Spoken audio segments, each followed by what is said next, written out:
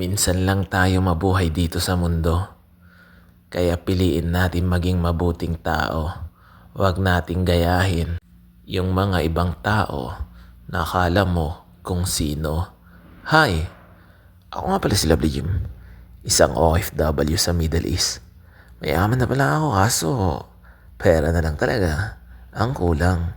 Sa araw nga po palang ito mamimili tayo ng ating panggamit sa ating sarili. Kagaya ng lotion, shampoo, at syempre, Colgate natin. Hindi naman ako mamimili ng mga bultuhan kung walang promo. Ako kasi yung taong sa totoo lang, iniisip ko palagi kung gaano kahirap magtrabaho. Kaya bawat sentimo sa akin ay mahalaga. Kaya namimili lang ako kapag may promo sila.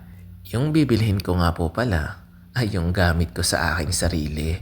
Sa pang-araw-araw o sa personal hygiene ko. Alam nyo na, sa totoo lang kasi, hindi naman sa pag-iinarte. Mahal ko rin kasi yung sarili ko. Kahit minamalit tayo ng ibang tao, ayaw ko naman yung OFW ka nga sabay may amoy yung kilikili mo. At nakabrace ka nga, hindi naman nagtututbrush o naninilaw-nilaw yung ngipin mo. Bumili na rin nga po pala ako ng kape kasi nga naka-promo. Share ko lang. Salamat. Bye-bye.